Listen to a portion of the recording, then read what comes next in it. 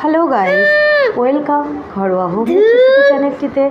তো দেখো, আমি আজকে নিয়ে এলাম দেশি মুরগির পাতলা ঝোল। এই গরমে দেশি মুরগির পাতলা ঝোল খেতে কিন্তু খুবই ভালো লাগে। ঠিক আছে, তো দেখো সেই রেসিপিটি আমি শেয়ার করছি। আর পাশে দেখতে পাচ্ছ থোড়, আমি থোড় ভাজা করে নেব, আর ওই একটু আলু কুচি করে থোড় ভাজা করব।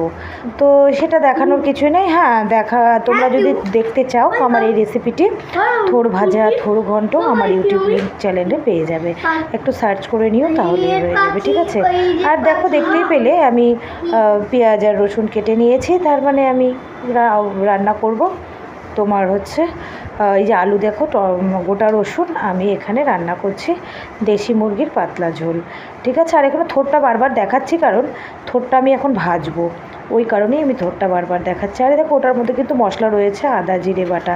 তো দেখো আমি মাংসটার মানে যেরকম আর কি করে পেঁয়াজ সম্বারা দিয়ে জিরে পেঁয়াজ সম্বারা দিয়ে কিছুটা ভেজে নিয়ে মাংসটা দিয়ে মশলা দিয়ে আমি কিন্তু কষাচ্ছি আর কি। এখন লবণ হলুদ সব দিয়ে দিয়েছি আমি মাংসের মধ্যে, একটু কাশ্মীরি লঙ্কার গুঁড়ো দিয়েছি যেরকম আর কি মাংস করে। তো সেদিনটা কিন্তু খুব গরম পড়েছিল যেদিন আমি আর কি এই দেশি মুরগির ঝোলটা করেছিলাম, তার কারণে আমি ভেবেছি যে দেশি মুরগির পাতলা ঝোল আমি করছি। আর এদিকে দেখো কিছুটা ভাজাও করেছিলাম আর কিছুটা থোড় ঘন্টও করেছিলাম, অনেকটা থোড় ছিল তো তাই জন্য। তো সেই রেসিপিগুলো আমার আগের লিঙ্কে পেয়ে যাবে, আগের ইউটিউব মানে ভিডিওগুলোতে পেয়ে যাবে। তো দেখো মাংসটা কি সুন্দর দেখতে হয়েছে, আলুগুলো বেশ বড় বড় করে দিয়েছি। আর দেশি মুরগির কিন্তু কষাটা ভালো লাগে না, ঠিক আছে, দেশি মুরগির পাতলা ঝোলই ভালো লাগে, সেটা সবাই জানে, এটা বলার কিছুই নেই। যাই হোক, তাও বলে দিলাম। দেখো আমার ঝোলটা শুকিয়ে গেছে, মশলাটাকে বেশ সুন্দর করে আমি কষিয়ে নেব, বেশ সুন্দর করে কষাবো, যত কষাবে তত কিন্তু টেস্ট ভালো আসবে। আমি কিন্তু তেল খুব সামান্যই দিয়েছি, তোমরা দেখলে এই তেলটা কড়াইয়ে কতটুকু দেওয়া আছে। তারপরেও দেখো তেল কিন্তু অত বেরোচ্ছে না মাংসের থেকে যতটুকু আর কি। আর দেশি মুরগির তো সেরকম এক্সট্রা তেল থাকেও না, আর এই মুরগিটা কচি ছিল, তার কারণে বেশি সময় নেয়নি মাংসটা হতে। তো দেখতেই পাচ্ছ মাংসটাকে আমি সুন্দর করে কষাচ্ছি, তার মাঝখানে আমি কয়েকটা কাঁচা লঙ্কাও দিয়ে দিয়েছি, কারণ ঝালটা আমাদের বাড়িতে একটু বেশি খায়। আর মুরগির মাংস কেন, মাংস জাতীয় যে কোনো জিনিস একটু ঝাল বেশি হয়। আর এখানে আমার ছোটো ছেলের খাবার বসিয়ে দিয়েছি। আর এই দেখো এই পাত্রটাতে একটা লোভনীয় জিনিস, এটা হচ্ছে তোমার গন্ধ বাতাল পাতা। এই পাতাটার তরকারি আমার চ্যানেলে পেয়ে যাবে। সেই পাতাটিকে আমি রসুন কালো জিরে আর টমেটো দিয়ে পেস্ট করেছি, লবণ আর তেলটা আমি খাবার সময় দেব। তোমরা বাড়িতে খাবে, এই পাতা খেলে গায়ের এই পাতাটা বাটা যদি তোমরা গরম গরম ধোঁয়া ওঠা ভাতের সাথে খাও, সেটা তোমার শরীরের পক্ষে অনেক উপকার। যেমন সবথেকে বড় উপকারী জিনিস হলো জ্বর সর্দিতে যাদের মুখে রুচি থাকে না তাদের রুচি ফেরাবে, গা হাত পার ব্যথাও কমাবে, শুনেছি মা জেঠিমাদের কাছে। আর আশা খুব খেতে ভালো লাগে এটা। আর এই যে তোমার পাতাটা তোমার বাটা দেখতে পাচ্ছ, এটা তো তুমি বড়া করেও খেতে পারবে।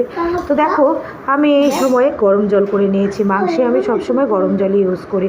তো দেখো গরম জল ইউজ করেছি, মাংসে গরম আমার কষানো হয়ে গেছে, তার জন্য গরম জলটা দিয়ে দিলাম। একটু ঝোল বেশি দিয়েছি কারণ মাংসটাকে আরেকটু সেদ্ধ হতে হবে, মাংসটা সেদ্ধ যত হবে খেতে ভালো লাগবে। কিন্তু আমার মাংসটা করতে কিন্তু বেশি সময় লাগেনি, কারণ কি দেশি মুরগি ছিল, দেশি মুরগি কচি ছিল, মানে মুরগিটা খেতে খুব ছোট্ট ছিল।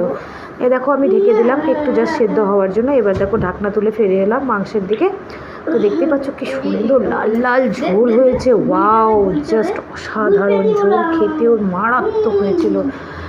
পাতলা দেখে মনে হচ্ছে না খুব পাতলা, কিন্তু এই ঝোলটাই উপকার, খেতে বাড়িতে করে খাবে ভালো লাগবে খেতে। আর আমার বিশেষত এই দেশি মুরগিটা ভালো লাগে না, হ্যাঁ আমার সেন্টটা ভালো লাগে, আমার এই ঝোলটা দিয়ে ভাত খেতে ভালো লাগে, কিন্তু মাংসটা আমি বিশেষ পছন্দ করি না। আমি ওই কারণে মাংস এক পিস, আমি এক পিসের বেশি আমি 2 পিস এই মাংস খাই না। তো চলো দেখতেই পেলে এই যে মাংসটাও আমি খুন্তি দিয়ে একটু দেখিয়ে দিচ্ছি, দেখো বেশ সুন্দর সেদ্ধ হয়ে গেছে, আলুটা তো দেখলে সেদ্ধ হয়েই গেছে। এবার ঝোলটাও ফুটছে, বেশ ভালো করে ঝোলটা ফুটছে, যতক্ষণ ঝোলটা। আর আরেকটা কথা, মাংসের ঝোল কিন্তু সময় ধরে ফোটাবে, যত সময় ধরে ফোটাবে ঝোলের টেস্ট তত দ্বিগুণ হবে। প্রয়োজনে একটু ঝোলটা বেশি দেবে, গ্যাস খরচের চিন্তা করবে না, তাহলে কিন্তু খাবার খেয়ে আরাম পাবে না, ঠিক আছে। আর এই কৌটোটা দেখতে পাচ্ছ, এটা হচ্ছে গরম মশলার কৌটো। দেখো গরম মশলা আমি দিয়ে আমি কিন্তু এখন নামিয়ে দেবো, নেড়ে চেড়ে নামিয়ে দেবো। আর তার আগেই বললাম গ্যাস খরচ, হ্যাঁ বন্ধুরা গ্যাস তো খরচ হবে, খেতে গেলে গ্যাস খরচ হবে, আর সেটা চিন্তা করলে হবে না। তো দেখো আমি তার মাঝখানে আমি এর মধ্যে ঘি দিয়ে দিলাম, কারণ দেশি মুরগির মাংস তো তার জন্য ঘি, আমি পাঁঠার মাংস দেশি মুরগির মাংস এগুলোতে একটু ঘি গরম মশলা ইউজ করি। তো দেখো আবার ঘি দিয়ে মাংসটা বেশ কিন্তু পাতলা পাতলাই আছে, খুব একটা মানে ঝোলটা শুকায়নি। তো চলো আমার মাংসটা ডান। তোমাদের রেসিপিটি কেমন লাগলো, ভালো লাগলে জানিও, বাড়িতে তৈরি করে খেও। আর প্লিজ আমার পাশে থেকো, আমাকে কমেন্ট করো আর কি রান্না তোমরা দেখতে চাও। আশা করি আমি যতটা পারবো তোমাদেরকে হেল্প করব, আমি যেটুকু জানি তোমাদেরকে জানাবো, কারণ রান্নাটা আমার শখ বন্ধুরা, ভীষণ শখের জিনিস আমার। আমাকে যদি কেউ দিনে 10টা 12টা পদ রান্না করতে বলে আমি কিন্তু রেঁধে দেবো। তো প্লিজ আজকের মতন এটুকুই, বাই।